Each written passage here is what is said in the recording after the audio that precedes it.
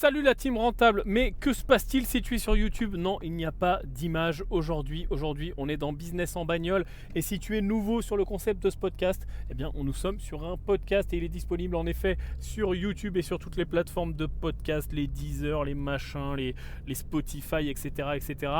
Et dans Business en bagnole, on parle de tous les sujets qui nous intéressent, l'entrepreneuriat, l'argent, l'investissement, les cryptos, l'immobilier, etc., etc. Et aujourd'hui, on va parler des habitudes pour tout exploser avec l'argent. On va parler de la motivation de l'investisseur et on va vraiment creuser tout ce qui tourne autour de l'investissement, de l'investisseur et de sa vision, son mindset par rapport à l'argent pour travailler peut-être ce qui nous manque, pour peut-être voir les choses en face, pour peut-être s'améliorer, pour aller encore plus loin, puisque l'état d'esprit, le mindset, la façon de voir les choses change absolument tout dans tes résultats. Et je ne suis pas là pour te l'apprendre, tu le sais très bien, c'est pareil dans toutes les disciplines, que ça soit le sport, l'entrepreneuriat, mais aussi l'investissement, parce que l'investissement est une discipline comme une autre. Bienvenue dans Business en bagnole, c'est parti. On est en voiture, on parle de business, d'immobilier, d'entrepreneuriat, de management, de mindset. Mets ta ceinture, assis-toi, détends-toi. Business en bagnole. Ok, si comme moi, tu es en route, bonne route. Si tu fais du sport, bon courage aujourd'hui. On va parler de motivation et notamment de la motivation de l'investisseur. Alors déjà, il y a un truc que je ne comprends pas, déjà. C'est pourquoi il y a un besoin de motivation, pourquoi les vidéos de motivation marchent si bien, pourquoi les requêtes sur motivation, argent, motivation, etc. marchent si bien, toutes ces vidéos-là, etc. Parce que finalement, est-ce que j'ai besoin d'être motivé pour être riche? Tu vois? Est-ce que le matin, je me lève, je fais « Oh, fais chier aujourd'hui, j'ai pas envie d'être riche. Oh non, l'argent c'est chiant. Oh non, être chef d'entreprise et puis être à mon compte, ah non, ça m'emmerde. Oh non, comment je vais dépenser tout ça ?» Il n'y a pas besoin de motivation pour être riche. Il n'y a pas besoin de motivation pour investir correctement. Il n'y a pas besoin de motivation pour aller plus loin. Les gens ont besoin de motivation, et c'est peut-être ton cas, c'est mon cas, c'est le cas de tout le monde. On a besoin de motivation pour les choses pour lesquelles on n'est pas finalement programmé. Et je ne veux pas partir dans des trucs de gourou, on fait des câlins aux arbres, etc. Mais pour moi, la motivation n'existe pas. La seule chose qui existe, c'est finalement la programmation et le fait de s'auto-programmer, s'auto-convaincre, finalement, on pourrait appeler ça, s'auto-fabriquer un cercle de croyances, un nombre de croyances dans sa tête, vraies ou pas vraies, surfaites ou pas surfaites, on s'en fout, c'est pas le sujet. L'idée est de programmer son cerveau pour qu'on n'ait pas besoin de motivation. Parce que, de base, quand je regarde le cliché de tout le monde qui dit « je veux être riche », c'est quand même pas très compliqué. Être un investisseur, c'est quand même pas très compliqué. C'est-à-dire qu'une fois que l'argent est là, ou une fois que tu peux investir, même si les sommes sont petites, aujourd'hui, on clique sur un bouton, on a Internet, on peut investir, tu vois. On peut faire de l'immobilier très facilement, on a accès à l'information, on a accès aux agents, on a accès aux agences, on a accès aux vendeurs. Voilà, il n'y a rien de compliqué. Mais j'ai identifié 3 grandes habitudes à vraiment ancrer, à vraiment reprogrammer dans ton cerveau. Et on a parlé plusieurs fois dans ce podcast du fameux mot interdit, le mot essayer, etc. On avait dit que voilà, ce mot était interdit. Tu as les épisodes là partout en lien, puis je te le remettrai si tu es sur YouTube aussi. Où on avait vraiment fait cet exercice de s'interdire d'utiliser au quotidien le mot essayer, parce que le mot essayer, c'est déjà se laisser la chance de ne pas réussir. C'est-à-dire tu dis je vais essayer, tu n'es pas en train de dire je vais faire, tu te laisses une possibilité déjà dans l'énoncé de dire si ça rate c'est pas grave parce que j'étais juste en train d'essayer. Là ce qu'on va faire c'est exactement la même chose avec de nouveaux leviers finalement au nombre de 3. Et autour de tout ça il y a plusieurs anecdotes, plusieurs choses que j'ai envie de te raconter, plusieurs réflexions à avoir. Et vraiment, et c'est toujours facile de se retourner après sur le parcours et de dire mais oui, finalement si j'avais su ça depuis le début ça aurait été tellement plus simple. Ou alors si je le savais déjà mais je ne l'appliquais pas parce que je ne me rendais pas compte de à quel point c'était important d'appliquer ça, alors que c'est c'est bête comme chou ce dont on va parler. Mais vraiment après coup, après avoir eu un certain succès, et je ne dis pas que je suis le meilleur investisseur du monde, Warren Buffett, etc. J'ai encore plein de choses à accomplir devant moi. Mais je sais déjà, là, avec l'expérience que j'ai, que vraiment ça fait la différence dans le début de ton parcours. Tu vois, et si tu écoutes ce podcast et que tu fais peut-être partie des gens qui disent voilà, moi je veux être minimum millionnaire, je veux au moins 1 million soit en patrimoine ou même en cash carrément. Je veux donc plus d'1 million en patrimoine du coup, hein, si j'ai 1 million mobilisable en cash. On a déjà parlé aussi des différents niveaux et pourcentages.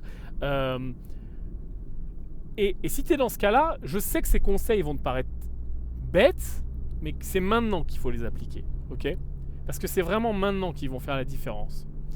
Et si je veux être un petit peu provoquant, je dirais que les 3 choses dont on va parler sont l'apanage des losers, c'est-à-dire que les gens qui ne réussissent pas, les gens qui se voilent la face, les gens qui n'atteignent pas leurs objectifs, appliquent l'inverse de ces conseils tous les jours. Le premier, c'est le besoin de validation. Le fucking besoin de validation. C'est-à-dire qu'à chaque fois que tu veux faire quelque chose, tu vas chercher une validation extérieure parce que toi, soit il y a un manque de confiance en toi, soit il y a un manque de connaissances sur le sujet en question et donc tu vas chercher à te rassurer ou tu vas aller chercher des connaissances à l'extérieur, etc. Je ne suis pas en train de dire qu'aller chercher des connaissances, c'est quelque chose de négatif. C'est très bien d'aller chercher des connaissances, c'est très bien de se former et c'est la meilleure chose à faire, d'être toujours curieux et de se former. Je voyais encore une interview pas plus tard que ce matin qui réunissait Warren Buffett et Bill Gates et qui disait que leur qualité numéro 1, en tout cas la qualité qu'ils imaginaient qui était la numéro 1, c'était la curiosité. C'était de toujours se former, toujours lire, toujours être en train de faire en sorte de creuser ses connaissances. Donc je ne suis pas en train de dire que creuser ses connaissances, c'est pas la bonne chose à faire, c'est exactement ce qu'il faut faire, mais avoir le besoin de validation. Et tu le sais, je reçois beaucoup de messages, beaucoup de commentaires, beaucoup de témoignages, j'aide beaucoup de monde, on a beaucoup de gens en formation, etc. sur nos différents organismes de formation et cursus. Et vraiment, le numéro 1 que je vois, c'est ça. La chose numéro 1 qui tire les gens vers le bas, c'est d'avoir des besoins de validation sur des trucs extrêmement simples. J'ai des exemples qui me passent en tête, complètement bêtes, de gens qui me disent « Mais Yann, là, quand j'essaye de faire un retrait sur ma plateforme de trading, c'est pas le bon compte qui est affiché. Est-ce que tu penses qu'il faut que je contacte le support ?» Bah, à ton avis, oui, bien sûr, tu vas pas cliquer sur « Retirer » si le compte, il est pas bon. Tu vois ? Pourquoi certaines personnes ont besoin de validation, et même on a tous besoin de validation. Je ne suis pas en train de me mettre au-dessus, et ni toi, ni personne. On a tous besoin de validation à certains niveaux. Mais je me rends compte que plus les gens ont besoin de validation à des niveaux bas, on va dire sur des décisions à la con, genre est-ce que je dois contacter le support ou cliquer sur retrait et le compte il n'est pas à moi, et plus j'ai de chances de ne pas réussir. Plus je vais mettre du temps. Et moi, je l'ai vu également sur les premières entreprises que j'ai pu lancer, les premiers investissements que j'ai pu faire. J'étais toujours en recherche de validation extérieure sur des trucs, au début, beaucoup trop simples. Chercher de la validation sur le turbo business plan sur lequel ça fait 6 mois que tu bosses et demander des avis extérieurs, etc. Oui. Mais chercher des validations à chaque étape de, par exemple, je prends les investisseurs immobiliers, d'une visite immobilière, de là, est-ce que j'ai dit la bonne chose au téléphone ? Est-ce que l'agent immobilier ne va pas me prendre pour un con ? Est-ce que dans mon offre, j'ai écrit… Mais au bout d'un moment, il faut y aller. C'est-à-dire que tu vas forcément passer par des échecs. Et d'ailleurs, ta force, c'est ton habilité à être bon dans l'échec. Pas ton habilité à être bon quand tout va bien. Ta force et ta future force, c'est ce qui va faire que tu vas réussir. Et dans l'investissement, et dans l'entrepreneuriat, et avec l'argent et le patrimoine au sens large, c'est ton habilité à être bon quand ça ne marche pas. Quand il y a des échecs, ton habilité à absorber ces échecs et à continuer. Et pas ton habilité à essayer de les anticiper par peur de « je cherche des validations ». Mais tu vas quand même, quand bien même tu as un coach derrière toi 24 heures sur 24 qui te dit « bravo, oui c'est bien, continue, oui là tu peux y aller, non là oui vas-y, encore, oui ». Ça ne changera rien finalement. C'est-à-dire que c'est pas ça qui va changer quelque chose. Parce que même si ça arrivait, ce coach finalement te tirerait vers le bas. Parce que tu irais toujours voir maman, voir papa pour avoir ton bonbon finalement, ton sucre. Donc c'est vraiment un poison, l'over-validation et le besoin de toujours recherche de validation. Au bout d'un moment, je prends l'exemple d'un investisseur par exemple en bourse, qui se forme, qui est curieux, qui recherche, qui lit des livres, etc., qui comprend les principes. Au bout d'un moment, il décide de se lancer. Ok, il se met un petit peu en démo, il fait ses tests, et puis après il se dit ok, je vais me lancer en réel, ça y est, je mets un petit capital, de toute façon j'ai bien compris le concept de l'allocation, je vais pas mettre 100% de mon capital à chaque fois, etc. Pourquoi aller, et je le vois tous les jours, chercher de la validation, est-ce que j'ai bien mis le bon type d'ordre ? Est-ce que vous pensez que cette entreprise… Mais lance-toi, vas-y.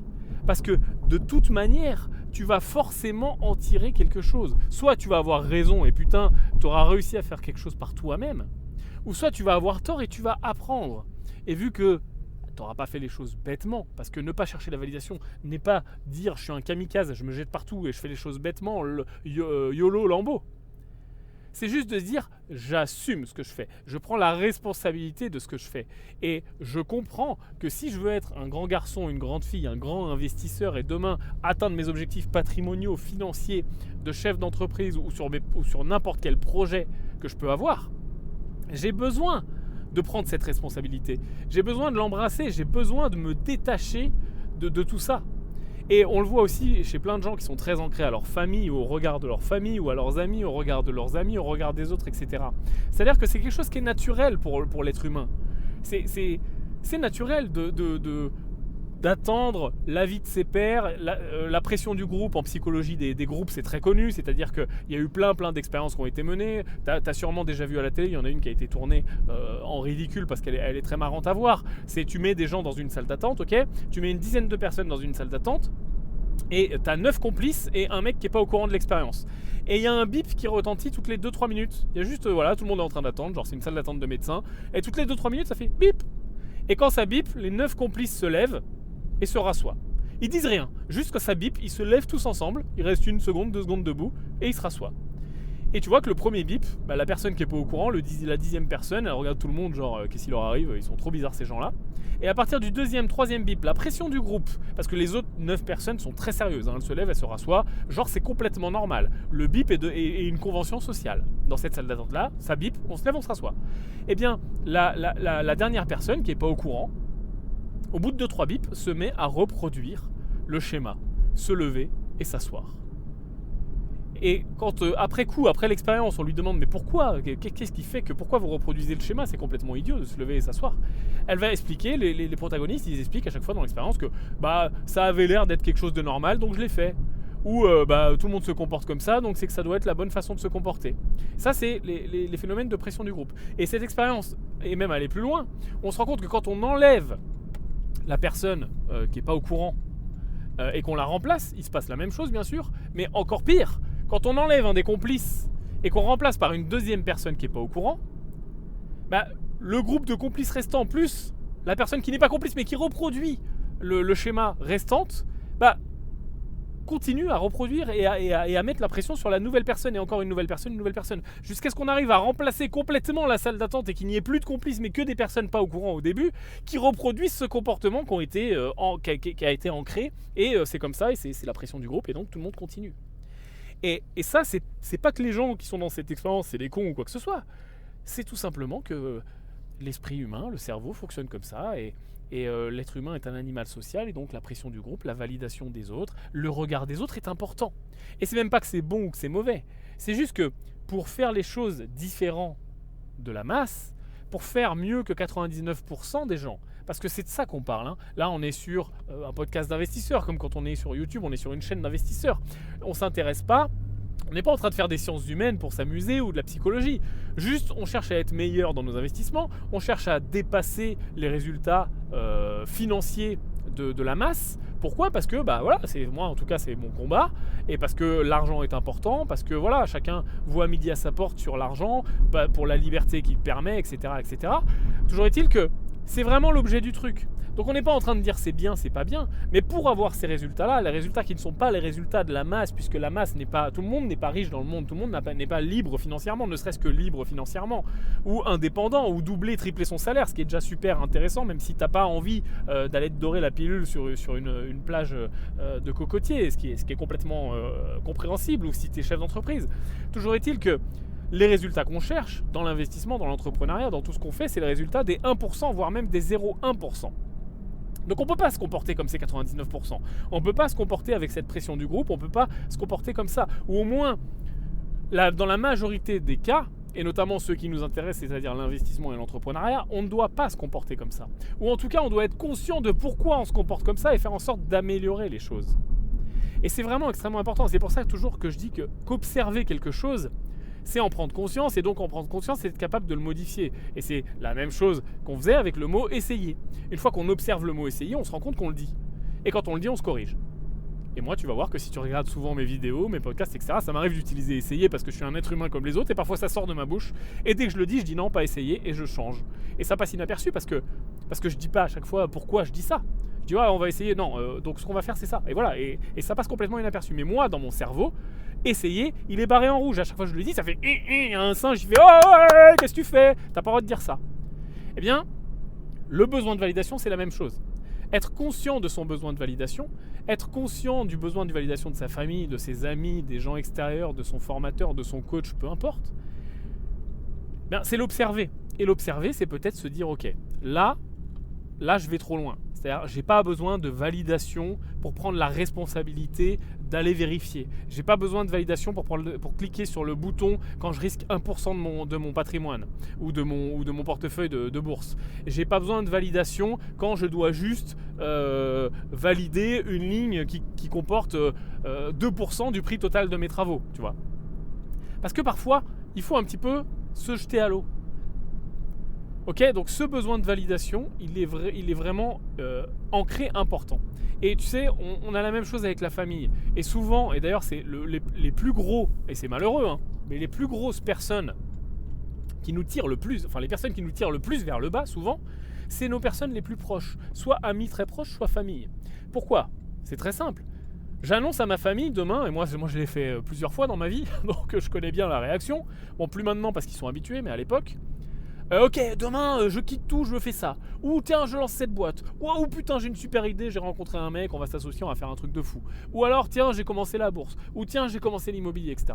C'est quoi la réaction de tes proches et de ta famille à ce moment-là ? Systématiquement, ils te tirent vers le bas. Ils te disent ah non, mais t'es sûr, c'est dangereux, c'est risqué. Si c'était facile, tout le monde le ferait, etc. Mais ils te tirent vers le bas. Pas parce que c'est des enfoirés. Pas parce qu'ils veulent que tu échoues, pas parce qu'ils veulent que tu restes matrixé métro boulot dodo, juste parce qu'ils ont peur pour toi.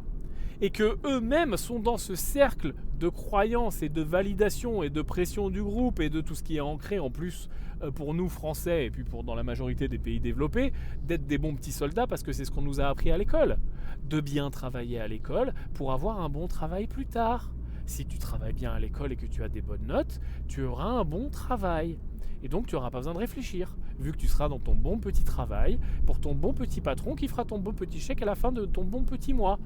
Et voilà, et après tu pourras payer ton bon petit pavillon à crédit mitoyen et acheter ta voiture à crédit elle aussi, et la payer sur 5 ans ou sur 7 ans.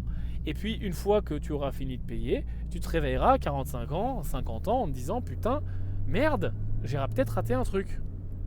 Et l'éducation, le système éducatif est comme ça. Et encore une fois, le but n'est pas de débattre est-ce que c'est bien ou pas bien, mais c'est ce système-là qui forme la masse, les 99%. Donc, il est dur, il est difficile, il est compliqué. Et c'est pour ça que je répète à tue-tête tout le temps, et en ce moment notamment avec ce qu'on a connu là dans les mois passés avec les cryptos et le phénomène de l'argent facile, YOLO, Lamborghini et les mecs qui se sont envoyés en l'air, qui n'ont pas su sortir ou qui sont rentrés trop fort ou qui sont leveragés, etc. Avec tout ce qu'on a connu, c'est que c'est dur d'avoir les résultats des 1%, d'avoir les résultats des 0,1%. C'est dur. Pourquoi ? Parce que forcément c'est une minorité et ça demande de s'enlever de la tête le fonctionnement normal de notre esprit, de notre cerveau. 2, les conventions sociales qui nous régissent tous, et notamment les groupes. Et 3, toute notre éducation. Ou l'immense majorité de notre éducation, peut-être pas la totalité pour les gens qui font des études supérieures, dans le domaine de l'investissement, des finances, etc. Mais on parle vraiment à pas beaucoup de gens. Et encore, ce genre d'études, t'es quand même encore bien matrixé dans un métro boulot dodo. Donc, c'est ça que je veux t'expliquer. C'est que c'est normal que ça soit dur. Et il n'y a pas de repas gratuit, il n'y a pas d'argent facile. Ça peut arriver sur un malentendu, dans de très rares cas, en ayant une chatte monstrueuse. Mais le problème, c'est que c'est difficilement reproductible. Prenons l'exemple d'un Jean-Kévin, 21 ans, YOLO, la totale, je mets tout sur Shiba. Et puis le mec fait 1 million. Et comme j'en ai vu plein, j'ai encore vu sur la chaîne d'un youtubeur américain une interview d'un mec, ben voilà, c'est exactement ça. Un Jean-Kevin, le mec, allez, à vue de nez, je sais pas, il doit avoir. Et un peu plus vieux que ça, il doit avoir 30 ans. Et le mec est, je sais plus quoi, tu vois, il travaille, il est freelance, tu vois, il travaille dans les softwares, ou je sais plus ce qu'il fait, ou il est designer.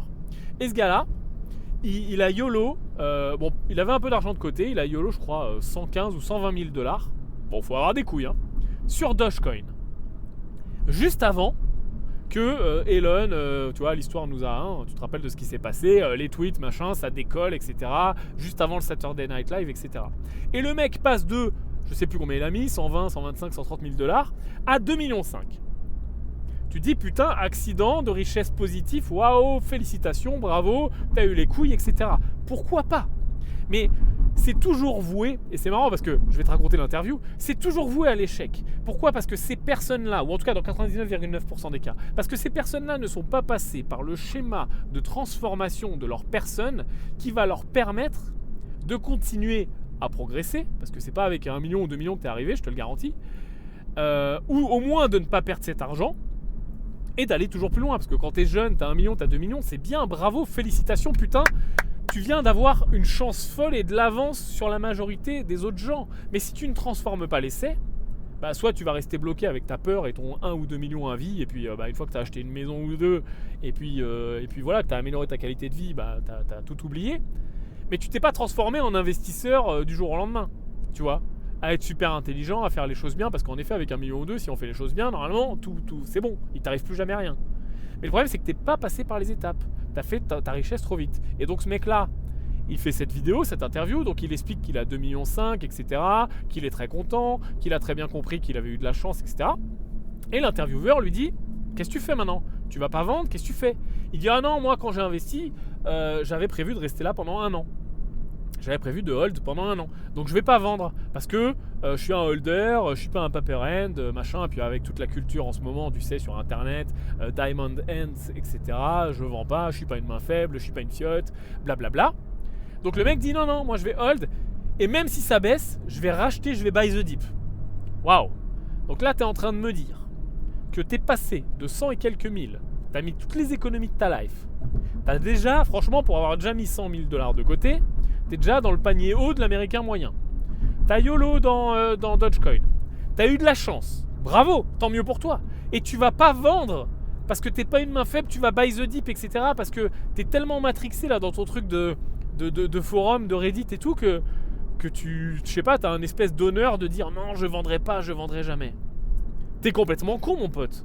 Putain, t'es monté à 2,5 millions, mais tu me prends au moins 1 million, 1,5 million, 2 millions, et puis tu laisses courir le reste éventuellement si t'as envie. Mais arrête d'être con. Donc résultat, qu'est-ce qui s'est passé? Je vais te raconter. Ça, c'était juste avant le fameux Saturday Night Live. Si t'es à fond dans les cryptos, t'as suivi, en gros. Elon Musk, il arrêtait pas de teaser le Dogecoin montait jusqu'aux étoiles, et tout le monde disait, ouais, quand il va être dans Saturday Night Live, qui est un talk show américain, ça va encore plus monter, etc.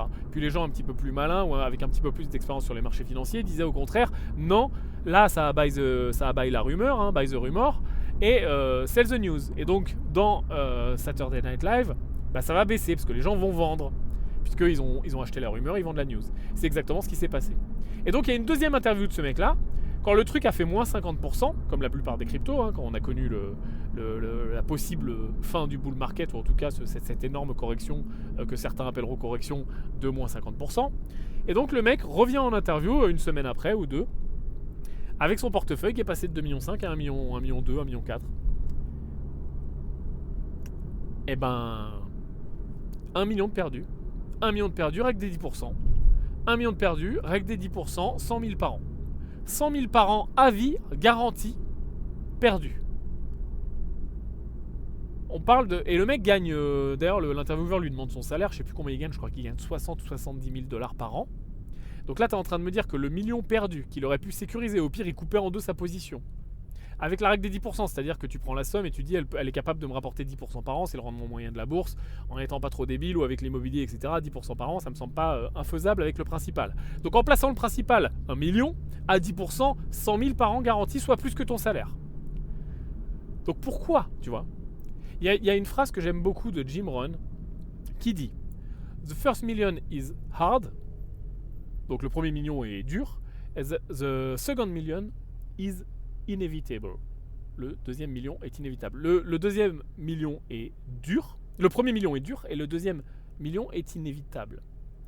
Et il explique que le changement que te demande, le changement mental, physique, psychique, de tes connaissances, le chamboulement, les échecs, les réussites, les galères, les années pour y arriver, etc.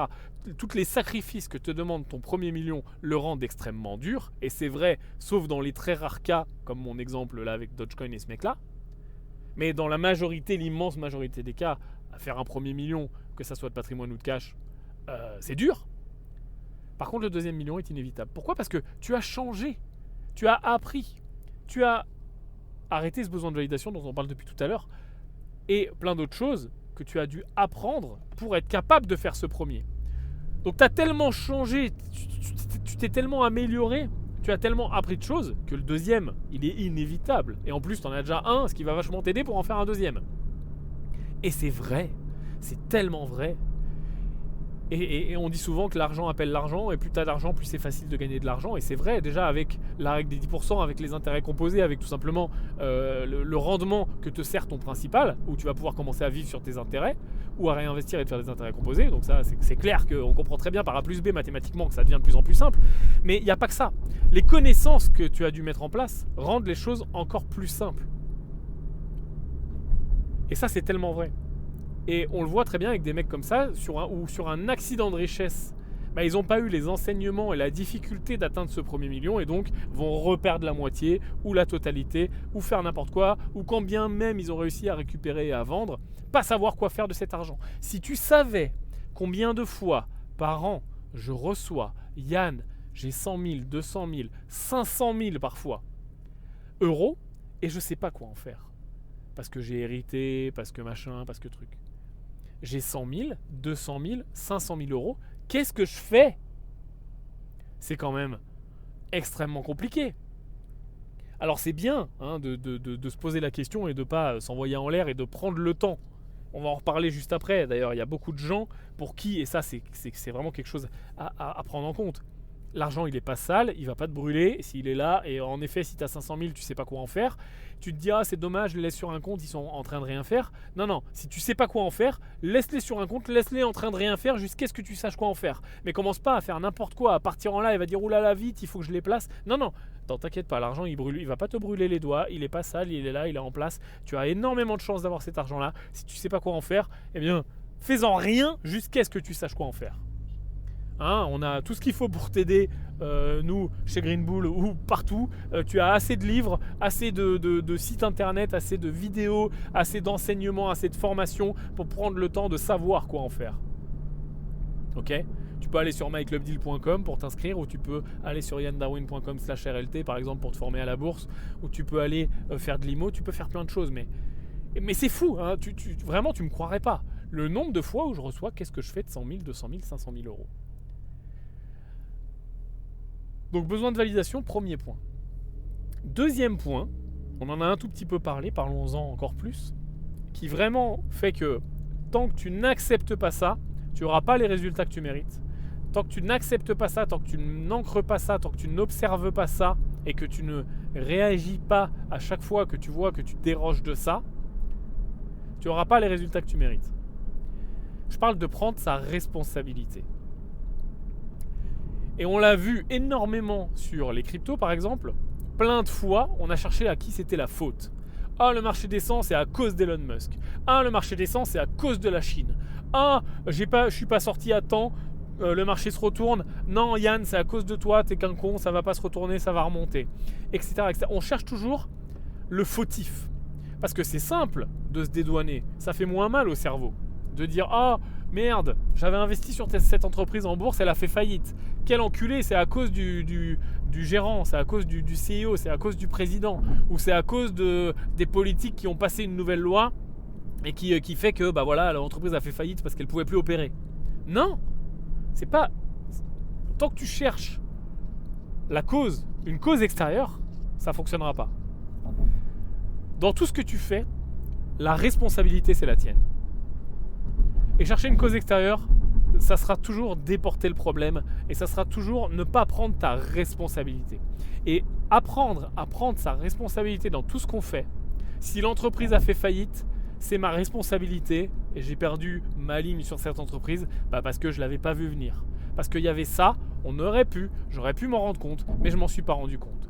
Si je suis sorti trop tard des cryptos, c'est ma responsabilité. Si je me suis trop leveragé, c'est ma responsabilité. Si j'ai vu une vidéo qui parlait de Dogecoin, de Ethereum, de OMI, de Bitcoin, de ce que tu veux, et que j'ai FOMO, et qu'au lieu de mettre 1%, 2%, 5% de mon portefeuille ou de mon patrimoine, j'ai mis 10, 20, 50% et le truc a baissé, et j'en veux à la terre entière, bah non, c'est ma responsabilité, c'est moi qui ai cliqué sur le bouton, c'est moi qui ai investi, c'est moi qui suis peut-être passé à travers tout simplement les bonnes pratiques.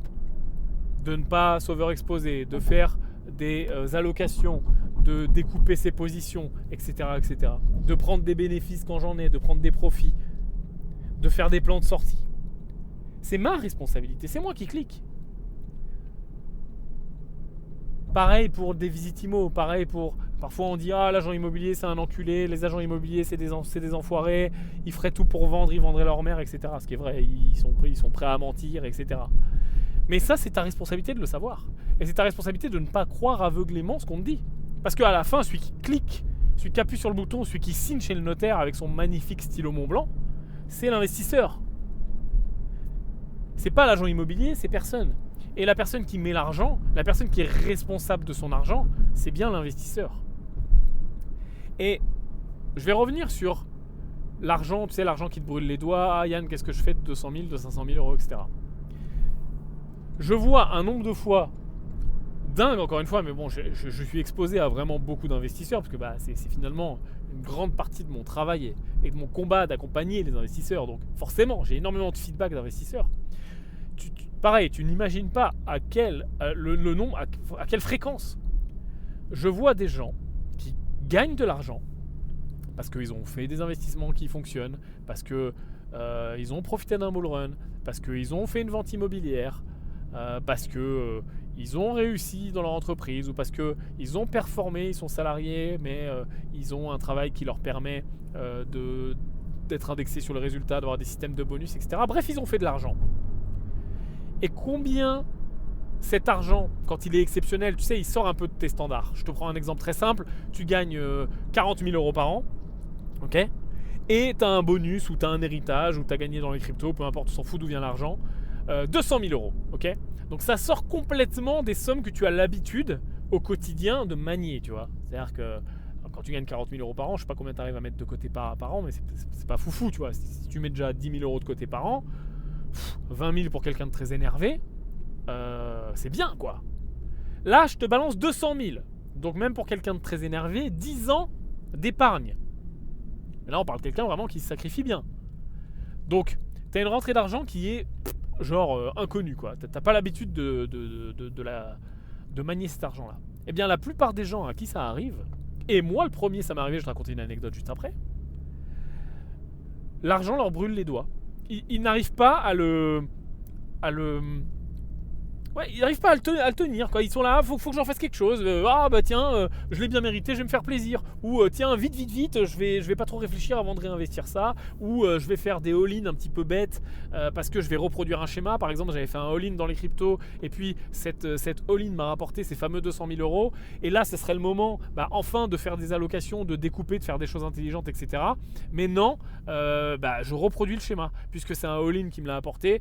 Je refais un all-in parce que c'est finalement la seule chose que je sais faire, et puis voilà. Alors que ça serait vraiment le moment de se poser 3 secondes, réfléchis, respire là, tranquille, tu vas pas accoucher, il n'y a pas de contraction, et on prend le temps. Et ben non, cette somme, et moi je m'en rappelle comme si c'était hier, ma première opération de marchand de biens, on fait un petit peu d'argent, on a peut-être un petit peu plus de 100 000 euros sur un compte, il est là, et puis moi à l'époque j'avais, je sais pas à quel âge, je devais avoir 24 ans peut-être, un truc comme ça, 24 ans, 25 ans, dans ces eaux-là. T'as 100 000 euros qui arrivent à 24 ans, 25 ans, qu'est-ce que tu fais ? T'es pas intelligent, hein. en plus tu es un investisseur dans le début de ton parcours, tu as compris plein de choses parce que tu es un petit peu énervé mais pas non plus tout. Enfin, avec le recul c'est toujours pareil, hein, c'est beaucoup plus simple après. Donc finalement quand je me re-regarde maintenant, j'étais juste un sale con, enfin un jeune con en tout cas.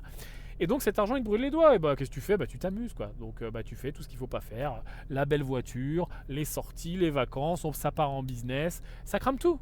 Et ça crame tout. Ou la grande majorité. Alors que maintenant avec le recul, avec mon cerveau de maintenant, tu me remets 100 000 euros à l'époque, là tu me renvoies machine à remonter le temps, putain mais je te fais un carnage carrément. Et ça encore une fois c'est des process qui sont humains. Et vraiment, c'est pour ça que ça fait partie de mon combat de te l'expliquer, de t'y préparer un maximum, parce que peut-être que maintenant tu me dis, enfin toi tu te dis dans ta tête, ouais mais moi Yann, je serais moins con, etc. J'espère.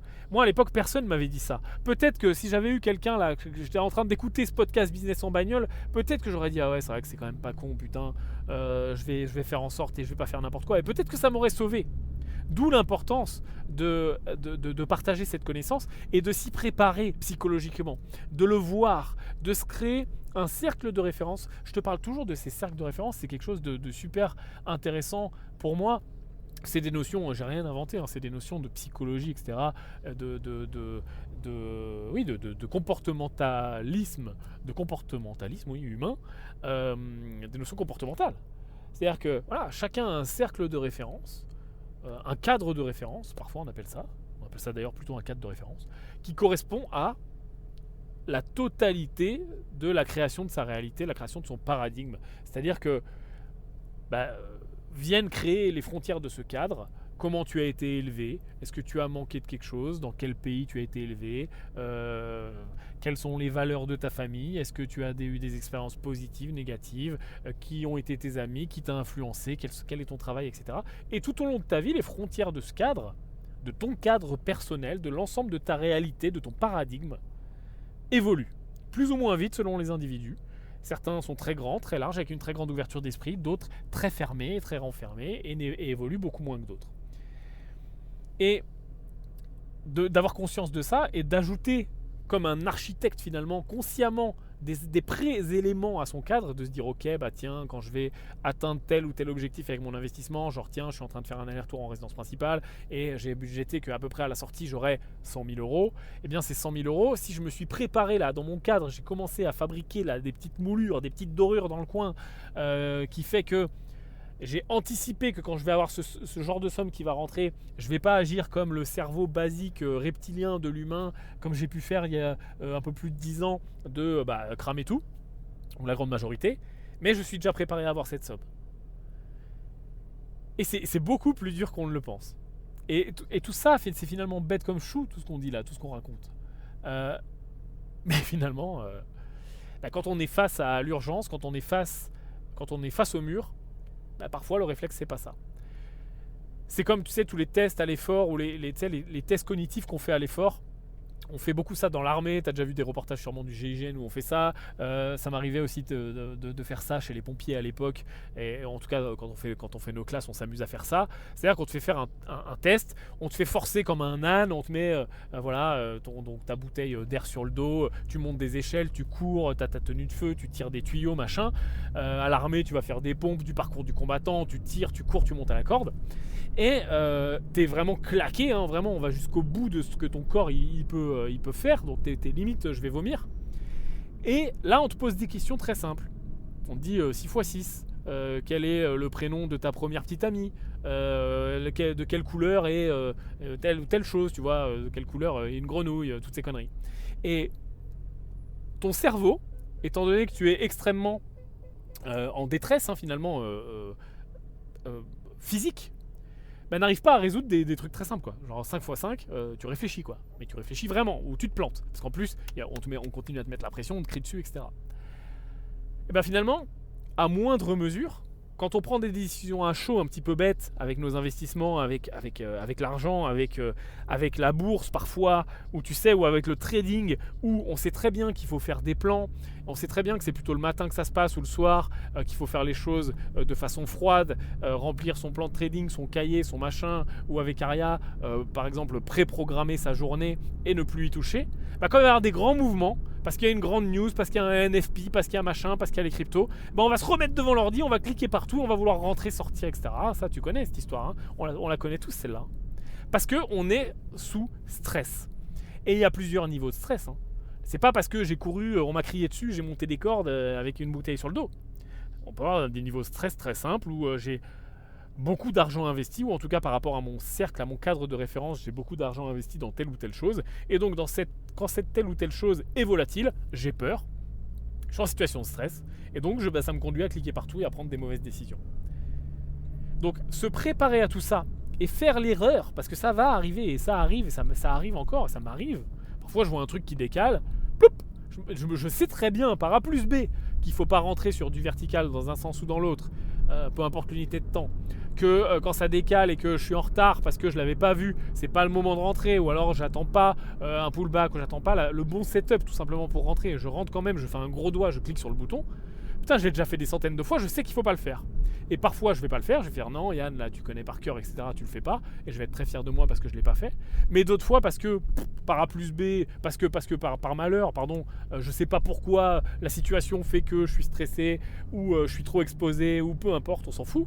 Je vais prendre la mauvaise décision à ce moment-là, dans cette situation-là. Et plus je vais reproduire cette erreur-là, et plus je vais l'identifier, et moins je serai enclin, moins j'aurai de chance de prendre cette mauvaise décision. Toujours est-il que, au milieu de tout ça, si tu ne prends pas ta responsabilité pour venir sur quoi on parlait, de quoi on parlait au début, de dire ah non c'est la faute du marché, ah non c'est la faute du NFP, ah non c'est la faute du tweet de Donald Trump, ça ne fonctionnera pas. En fait, tu vas te couper, tu vas te priver de cette magnifique expérience que tu aurais pu avoir, qui souvent t'aura coûté 1000 ou 5000 balles, parce que l'expérience coûte cher dans l'investissement. Tu aurais pu avoir une super expérience, tu t'en serais rappelé toute ta vie carrément de ces 1000 balles perdues bêtement. Bah non, tu vas dire ah non mais c'était la faute de Trump, là ces 1000 balles c'était la faute de son tweet. Et donc ça va sortir de ta tête, parce que bah voilà, tu auras trouvé un fautif. Et tu vas te priver de cette expérience magnifique d'avoir perdu 5000 balles. Et si tu avais pris la responsabilité de ah oui c'est complètement ma faute là, j'ai été débile, je suis rentré sur un tweet, j'ai vu qu'il y avait une volatilité folle, je suis rentré trop tard, ça s'est retourné, et puis voilà, porte de saloon, j'ai perdu 5000 balles. Et ça tu l'aurais plus jamais refait si tu avais pris ta responsabilité. Et c'est extrêmement important. Troisième point, si tu veux bien qu'on parle du troisième point, qui vraiment fera une différence dans ta vie par rapport à l'argent, par rapport à l'investissement, si tu le fais, et si tu le fais pas, va te tirer vers le bas, va te ralentir, c'est d'apprendre sur le tas, ou de ne pas vouloir apprendre sur le tas, suivant comment on veut le voir. Et c'est un peu le pendant du besoin de validation. C'est-à-dire que souvent, les gens qui ont énormément besoin de validation sont aussi ces gens qui ont énormément besoin de savoir ce qu'il y a derrière. Et c'est pareil, c'est très humain. Je prends souvent l'exemple du théâtre. Pour les gens qui en ont déjà fait, ou les gens qui sont déjà montés sur une scène, de la danse, ou peu importe ce qui va se faire sur une scène ou devant un public, hein, même ça peut être une prise de parole en public. Très souvent, quand on ne sait pas ce qu'il y a derrière le rideau, parce qu'on ne sait pas dans quel état sont les gens, est-ce qu'ils vont rigoler, est-ce qu'ils vont aimer, est-ce qu'ils vont applaudir, est-ce que ça va les inspirer, est-ce qu'ils sont nombreux, est-ce qu'ils vont faire la gueule, etc. On a peur parce qu'on ne sait pas ce qu'il y a derrière le rideau, on ne sait pas ce qui va se passer après. Et puis, dès qu'on est sur scène, ou dès qu'on a fini, et bien souvent, même à la seconde même où ça commence et où on passe le rideau, on n'a plus peur du tout. Pourquoi ? Parce qu'on a passé ce moment d'inconnu. Et le cerveau, encore une fois, l'esprit humain déteste l'inconnu. Déteste l'inconnu. C'est ancré dans notre cerveau le plus profond. Parce que l'inconnu, il y a quelques milliers d'années, c'était où est-ce que je vais dormir ce soir ? Est-ce que je vais survivre ? Est-ce que je vais trouver un mammouth à me mettre sous la dent pour nourrir ma famille ? Est-ce qu'une grippe ne va pas me tuer parce que j'ai pas accès aux médicaments ? Est-ce qu'une carie dentaire ne va pas se transformer en septicémie et tuer mon enfant de 7 ans parce que les choses n'existent pas ? Enfin, il faut quand même avoir conscience qu'on vit dans un monde qui est formidable et que le progrès a changé beaucoup de choses. Et quand on regarde là le confort avec lequel on vit dans les 50 dernières années par rapport à des milliers et des milliers d'années d'évolution, c'est quand même pas le même délire. Et donc, ancré dans notre cerveau très ancien et dans nos gènes et dans notre évolution, il y a cette peur panique, ou en tout cas cet évitement au maximum de l'inconnu. Et ça, on le reproduit tout le temps et dans tous les domaines. Et c'est un des éléments du trac, c'est un des éléments de la peur de faire une nouvelle chose, de la peur de lancer sa boîte, de la peur de monter sur scène, du besoin de validation aussi. Parce qu'on ne sait pas ce qui va se passer derrière. Il y a une phrase que j'adore, d'un des livres que j'adore, dans La magie de voir grand, The Magic of Thinking Big, qui est dans ma bibliothèque, qui est en lien partout là, sous l'épisode, peu importe où tu te trouves, et sur YouTube également dans les liens là en dessous. Et donc l'auteur nous explique là-dedans que l'action guérit la peur. Ce qui est tout à fait vrai. Quand tu montes sur scène, t'as plus peur. Une fois que t'as monté ta boîte, t'as plus peur. Une fois que t'as parlé à la personne pour qui voilà, t'avais un truc à dire à quelqu'un, t'avais extrêmement peur. Et puis une fois que t'as commencé à lui parler, que tu vois qu'elle réagit plutôt bien là, les 10 premières secondes, t'as plus peur. L'action guérit la peur. Et finalement, mon troisième point qui est d'apprendre sur le tas, il vient guérir tout ça. Il vient améliorer tout ça. Et souvent, on se dit « Ah putain, je veux pas investir dans l'immobilier parce que c'est compliqué, je sais pas ce qui va se passer, j'ai jamais fait la gestion des locataires, j'ai jamais fait signer chez le notaire, oh là là, ça a l'air terrible, la fiscalité, etc. » Et finalement, une fois que tu vas être dedans, une fois que tu vas être dans l'action, une fois que tu vas apprendre, tu vas accepter d'apprendre sur le tas. Tu vas pas avoir le choix d'apprendre de toute façon. Même si tu passes pas à l'action, tu attends 5 ans, tu continues à remettre à demain en disant non, j'en sais pas encore assez, non, il faut que je continue, ah non, je cherche encore des informations, non, j'y vais pas, machin, j'irai quand je serai prêt, je monterai ma boîte quand je serai prêt, je démissionnerai quand je serai prêt, etc. Tu ne seras jamais prêt. Parce que ce qui fait que tu as l'impression de ne pas être prêt, c'est la peur de ce qu'il y a derrière.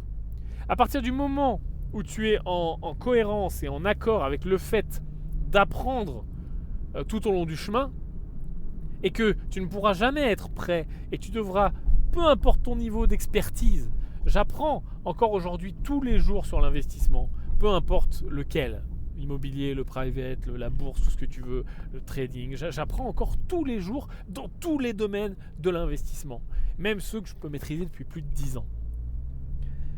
Parce que c'est comme ça. Parce que c'est l'évolution humaine, elle est comme ça. Parce que ton cadre de référence va évoluer.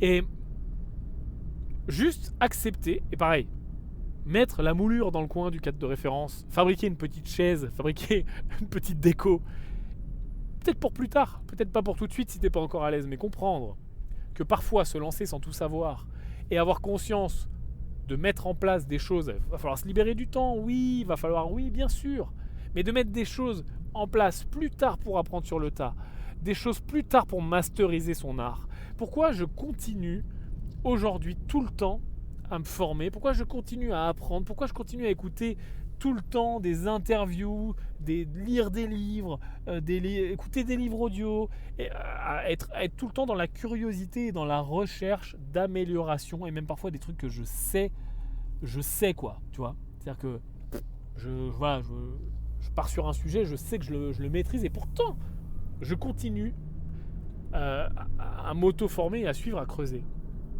Mais tout simplement parce que déjà, tu as très souvent l'illusion de tout savoir quand tu commences à t'intéresser à quelque chose, et puis après tu te rends compte que plus tu en apprends, plus tu sais pas tout en fait. Et puis surtout, ça te donne des idées. C'est-à-dire que lire la vision de quelqu'un, écouter une interview de quelqu'un qui fait la même chose que toi, ou qui est déjà là où tu veux être, ou qui le fait mieux, ou même parfois moins bien, mais qui le fait très souvent différemment, parce qu'on n'agit tous pas de la même façon dans la vie, va te donner des idées tout simplement sur combien de fois je lis un bouquin et ça me génère une idée qui n'a rien à voir avec le propos en cours. C'est juste que le propos en cours, il me fait penser à un truc, boum, association d'idées, je vois une image dans ma tête, blam. Et donc apprendre sur le tas, vraiment ça fonctionne très très bien. Donc je dis pas qu'il ne faut pas se former, c'est très important de se former, notamment sur l'investissement, parce qu'on peut se faire mal, il y a de l'argent en jeu, il ne faut pas faire n'importe quoi, personne n'aime perdre de l'argent, investissez que de l'argent que vous êtes prêt à perdre, tout ça tu sais que c'est bullshit, je supporte pas cette phrase, on n'est pas prêt à perdre d'argent, le but d'investir c'est de gagner de l'argent, pas d'en perdre. Donc qu'on en perde, en effet avec la location, etc., c'est pas extrêmement grave. Par contre, investir que ce qu'on est prêt à perdre, non, on n'est rien prêt à perdre. Si tu pars déjà avec ça, tu es en train d'essayer encore une fois, et tu n'es pas en train de faire. Tu vois, t'es dans la même dynamique que le fait d'essayer. Donc c'est ok de se former, c'est ok de se préparer, mais c'est aussi très très ok de comprendre que ça va s'améliorer avec le temps et qu'il est nécessaire que ça s'améliore avec le temps et que c'est normal que ça s'améliore avec le temps. Et donc, mettons en place, sécurisons-nous des moments pour devenir meilleurs. Et il y a des choses qui sont très simples. Je veux dire, tu vois, là je fais les podcasts business en bagnole. Pourquoi moi je les fais en bagnole? Parce que déjà ça permet une vision et voilà, il y a une ambiance particulière en bagnole. Il y a un peu cet aspect road trip, etc. On peut parler, on a le temps. Mais aussi pour que tu puisses les écouter en bagnole.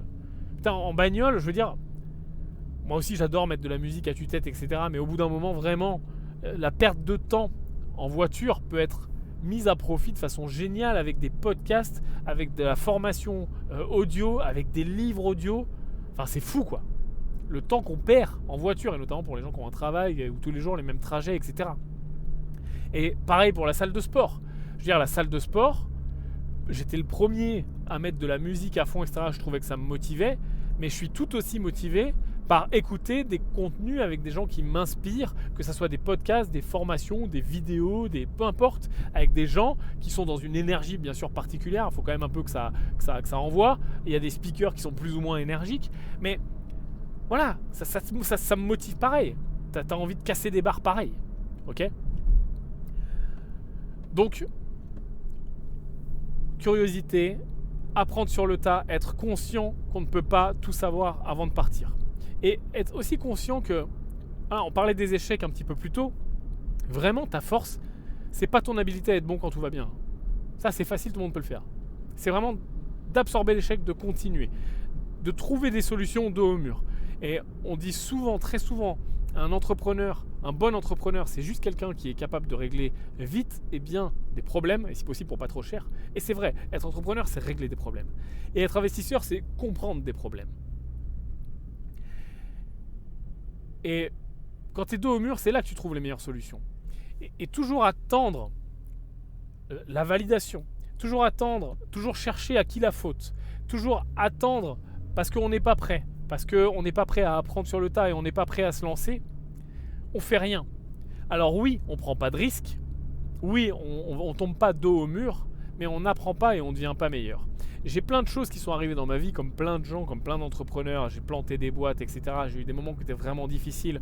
J'ai eu des moments où j'ai gagné beaucoup d'argent, comme je te l'ai dit un petit peu plus tôt, et où j'ai fait un petit peu n'importe quoi. Et résultat, ça m'a porté préjudice quelques années après, parce que toujours le même esprit à aller de l'avant, à être entrepreneur, etc. Et au moment où j'avais besoin du cash le plus, je l'avais plus.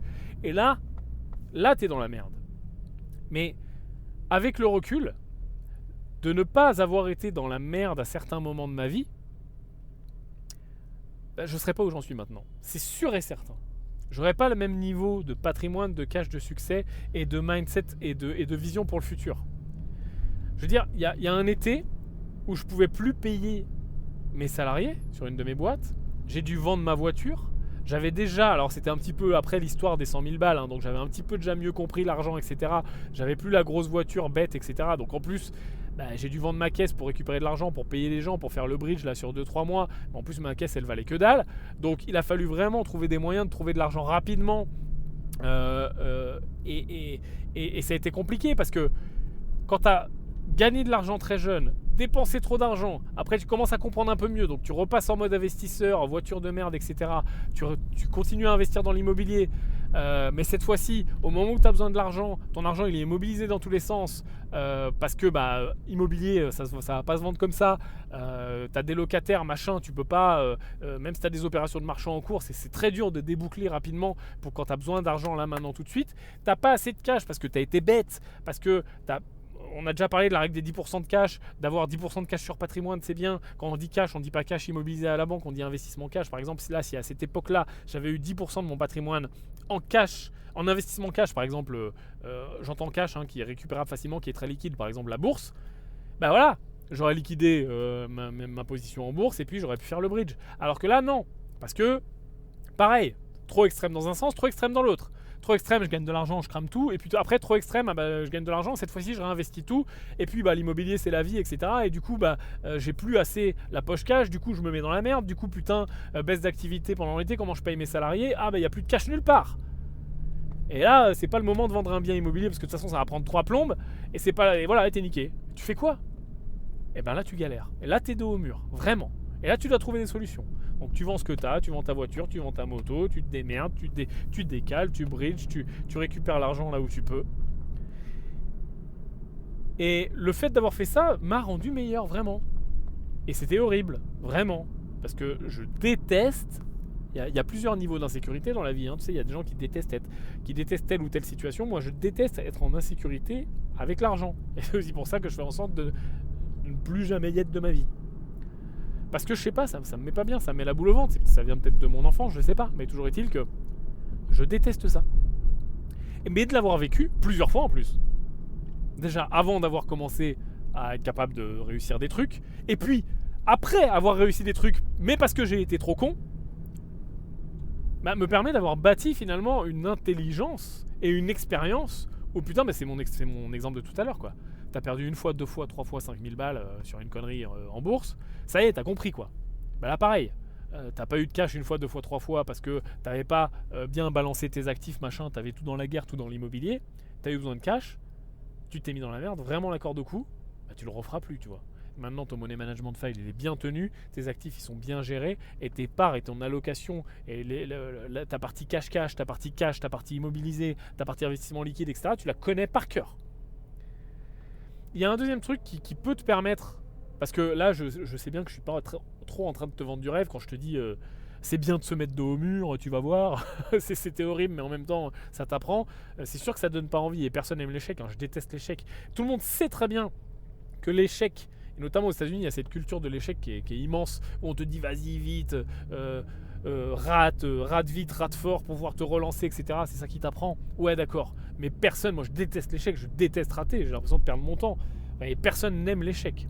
Même si on sait que finalement à la fin il sera bon, dans 5 ans, dans 10 ans, ah ouais, je me rappelle cet échec, il était horrible, mais maintenant c'est génial.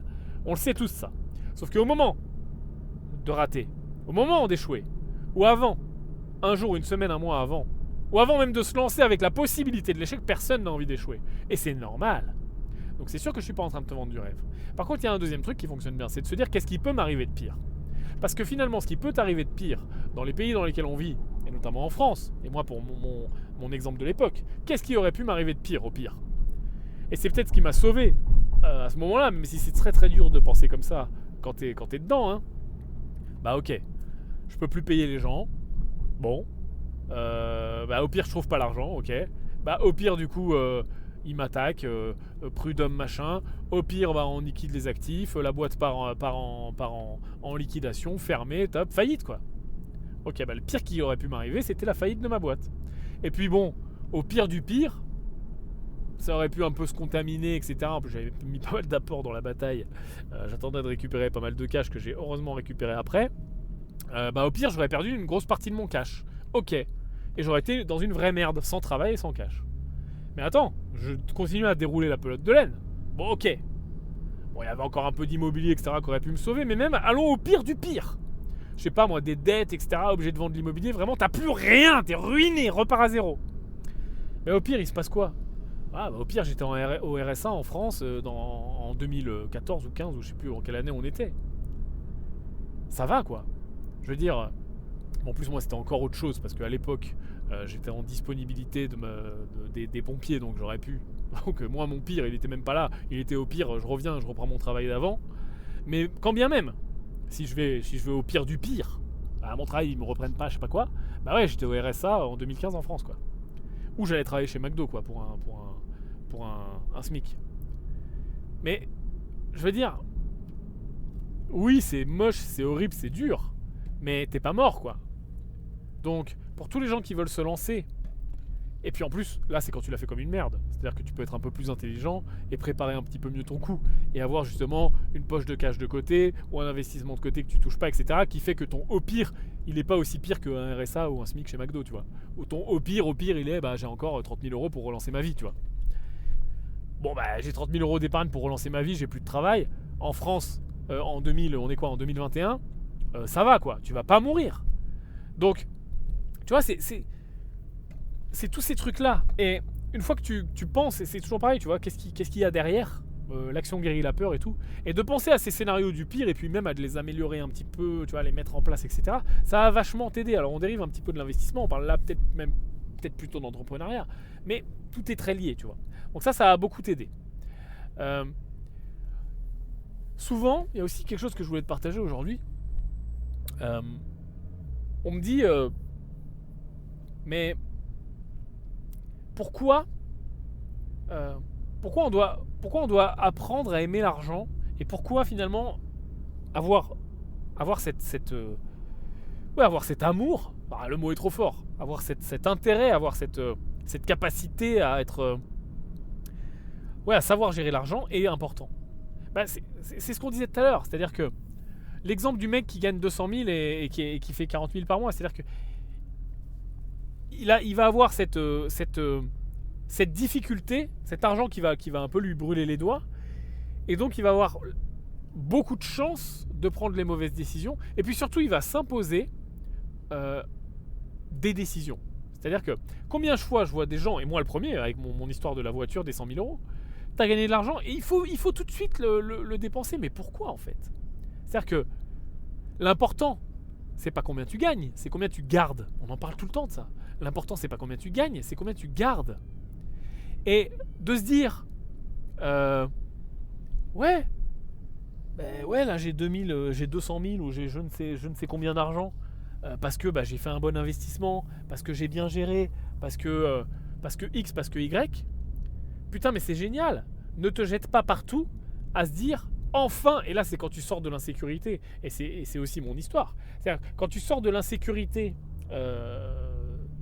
patrimoniale, financière, tu as envie tout de suite, de le dire au monde, donc forcément d'acheter des trucs qui mettent en avant des signes extérieurs de richesse.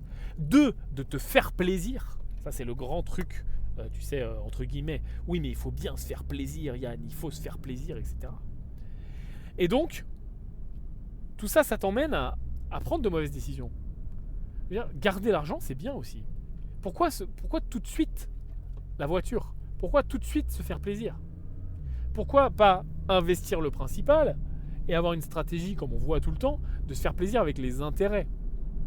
Et le principal, je le garde, je le place, il est là, il est en sécurité, c'est mon investissement, c'est ma règle des 10%.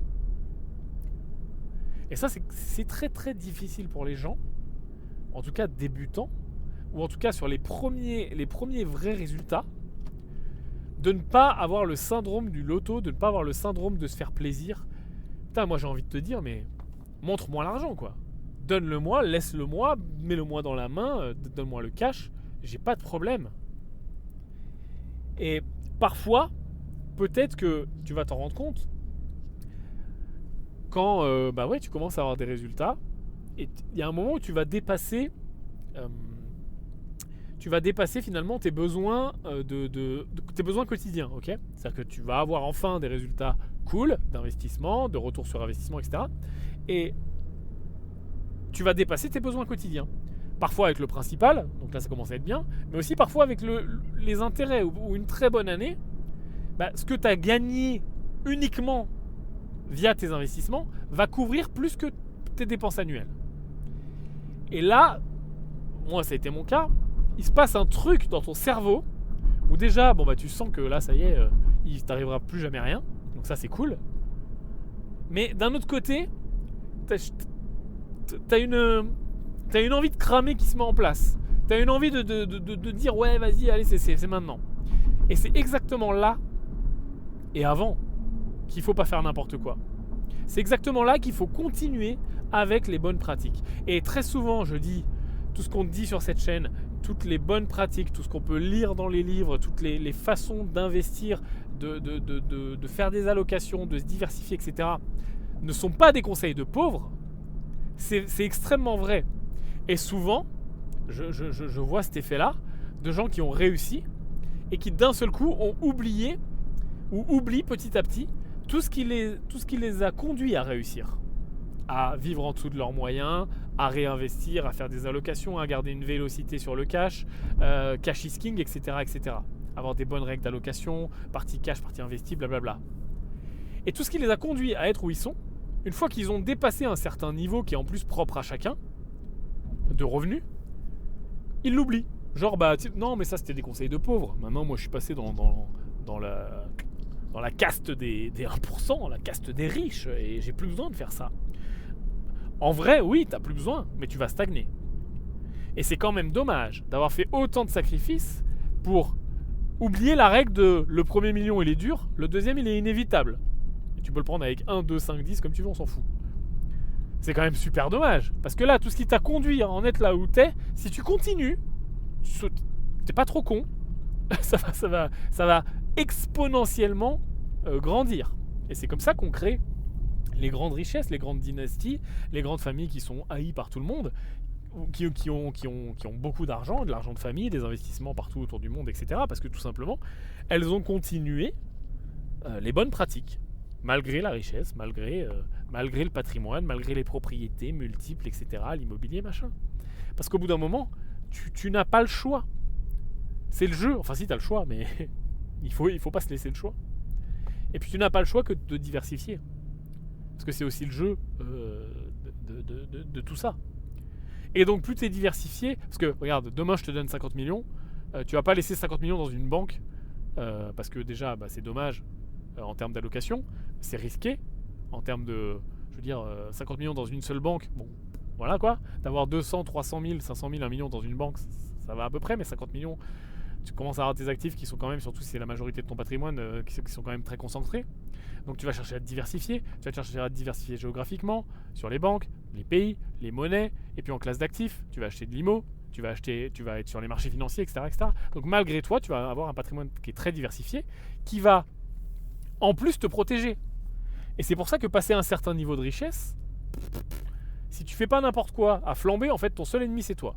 C'est-à-dire que si tu fais pas n'importe quoi à flamber, et comme on l'a vu plein de fois, on a vu des millions de stars, de grands sportifs, etc., Mike Tyson, machin, perdre toute leur fortune. Parce que leur pire ennemi, ça a été eux. Parce qu'ils auraient juste continué avec les conseils de pauvres, qui ne sont pas des conseils de pauvres, de diversifier, investir, machin, faire de l'IMO, faire des marchés financiers, faire un peu de crypto, faire de tout en fait. Intelligemment, continuer à se former, machin.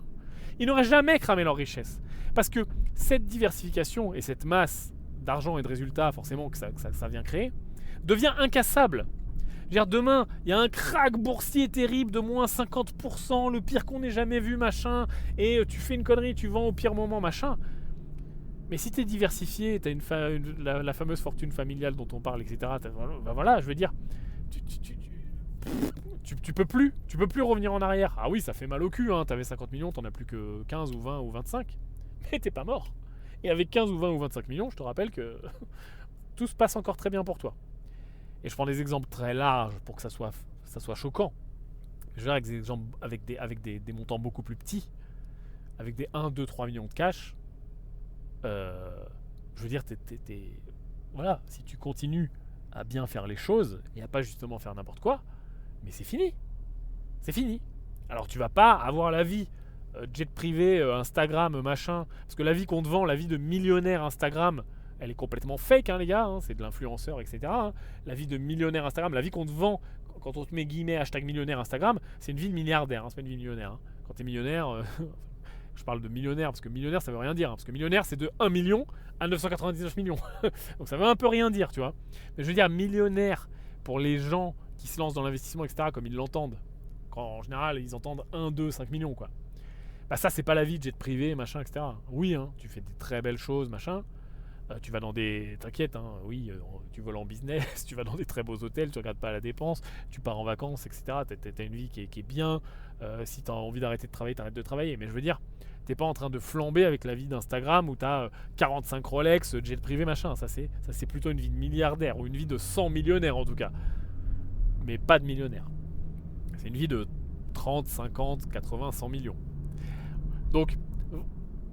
il y a aussi cette pression, et encore une fois, la pression du groupe, hein, pression sociale, qui se met en place. Tiens, j'ai un deuxième, pour conclure cet épisode, j'ai une deuxième expérience qui est intéressante, c'est l'expérience des singes, qui est une expérience de pensée, pareil, sur le fameux cadre de référence dont on parlait, et le fameux paradigme dont on parlait. Hein. Donc le paradigme, hein, c'est vraiment la conception que chacun a du monde, hein, et chacun se crée son propre paradigme, avec l'ensemble de ses valeurs, etc., etc. Et donc cette expérience des singes, elle décrit qu'on met dans une pièce une trentaine de chimpanzés. Et au milieu de la pièce, donc la pièce est fermée, ils ne peuvent pas sortir, etc. Et au milieu de la pièce, on met un escabeau. Et au sommet de cet escabeau, on met des belles bananes bien brillantes, bien juteuses, etc. Et donc forcément, les chimpanzés, qu'est-ce qu'ils font? Ils montent à l'escabeau pour manger les bananes. Sauf que dès qu'il y a un chimpanzé qui quitte le sol et qui commence à escalader l'escabeau, on a un système de tuyaux d'arrosage où il y a de l'eau glacée qui tombe du plafond, mais vraiment glacée, limite solide, quoi, genre elle a 1 degré, et qui glace la tronche des chimpanzés, quoi. Donc à chaque fois qu'il y en a un qui monte sur l'escabeau, ils se prennent une douche d'eau glacée. Donc forcément, qu'est-ce qui se passe? C'est que une fois, 2 fois, 3 fois, ils comprennent pas ce qui se passe, ils crient, ils sautent partout. Et puis au bout d'un moment, ils commencent à mettre en relation le fait que c'est quand il y en a qui montent à l'escabeau qui se prennent l'eau glacée. Donc les bananes qui sont en haut de l'escabeau, ils comprennent qu'ils les auront jamais et qu'il faut pas monter à l'escabeau, c'est un piège. Et comme pour mon expérience de début d'épisode de la salle d'attente, quand on enlève un chimpanzé et qu'on en met un nouveau qui n'a pas vu la scène, qu'est-ce qu'il fait? Typiquement, il veut aller monter à l'escabeau parce qu'il voit les bananes. Et quand il va monter à l'escabeau, tout le reste du groupe, qui eux sont très conscients que s'il va toucher l'escabeau, ils vont se prendre une douche d'eau glacée, lui tape sur la gueule, l'attrape, le réprimande, lui crie dessus. Et pareil, au fur et à mesure, on remplace des chimpanzés par des nouveaux chimpanzés qui n'ont pas vécu la douche, et ils reproduisent le schéma. Dès qu'il y en a un qui commence à monter à l'escabeau, tous les autres lui sautent dessus. Jusqu'à ce qu'il n'y ait plus un seul chimpanzé original, donc il n'y a pas un seul chimpanzé qui a vécu la douche d'eau glacée, et pourtant ils continuent à reproduire le comportement. Pourquoi? Parce que leur paradigme, leur ensemble, leur cadre de référence, leur ensemble de croyances, et n'est pas qu'ils vont manger une douche d'eau glacée, parce qu'ils ne l'ont jamais connu, et juste que si tu montes à l'escabeau, on te saute dessus, on te tape, on te crie dessus, on te mord. Et donc ils reproduisent bêtement sans comprendre. Et autant les chimpanzés n'ont pas notre niveau, même si on se ressemble parfois, de réflexion et de capacité à s'auto-suggérer des choses et s'auto-apprendre des choses et s'auto-forcer à observer et à se rappeler des choses. Mais nous, on l'a.